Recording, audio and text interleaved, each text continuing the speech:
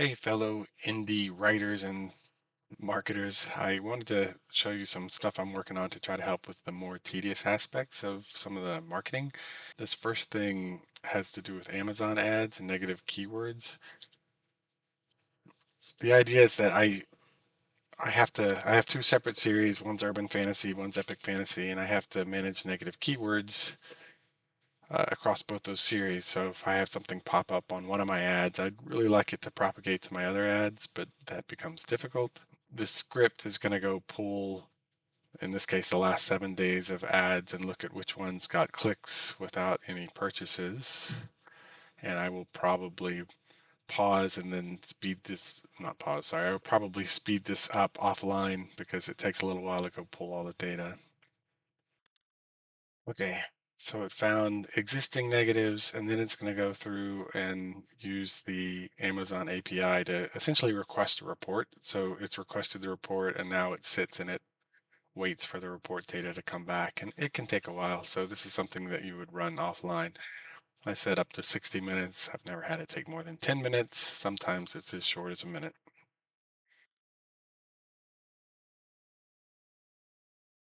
Well, this is taking forever. So while that's running, let me try to show you one of the other pieces.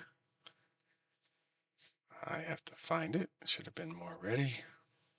So this is a tool that I'm working on to help with the Facebook ads. So it's a way to associate metadata with images. So these are images that I've used for past ads, and I have data associated with it. So which series it's for, which characters are in it, a description, and suitability for Facebook. So I'm actually hooking this up with an Anthropic API that goes and looks at the images and generates that description for me. So this redo AI button, when you click that, it goes and regenerates the descriptions.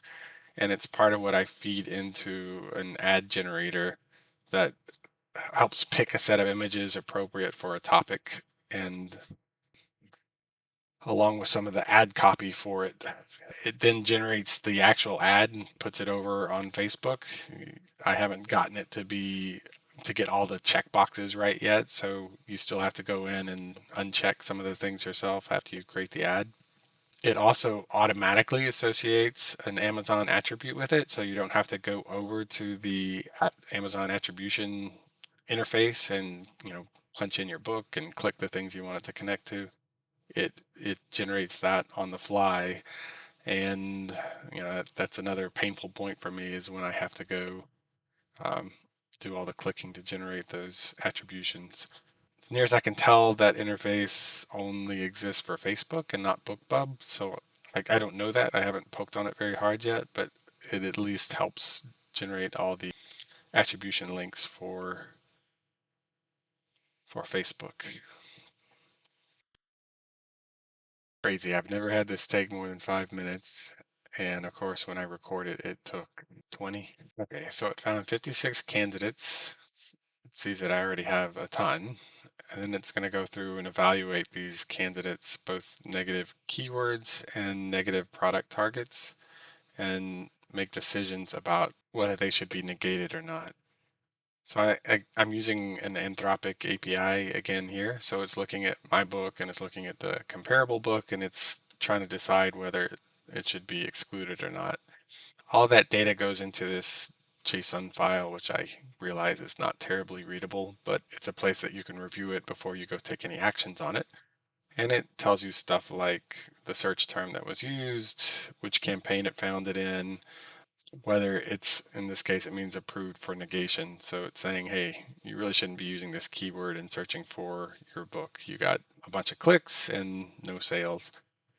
And for product targets, it tells you, do you want to add this? So sorry, my series is called Guardian League GL and Thaumatropic Roots TR. So it it says whether it should be added as a negative keyword or not. It also has a mode where it will go analyze your existing negative keywords to see if maybe you should pull some of them back out again.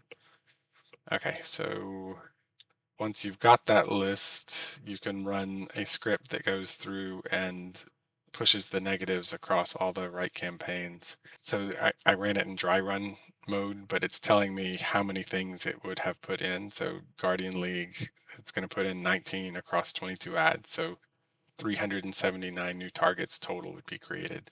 I have done this enough times now that I trust which calls it's making. So I'm just going to blindly go ahead and push this through. But here, I'll kill that. And we'll just take it off of dry run mode and let it go. So now it's going to go through and push all of that data. Well, it's going to show some of the same information first, and then it'll push all of that data into the campaigns.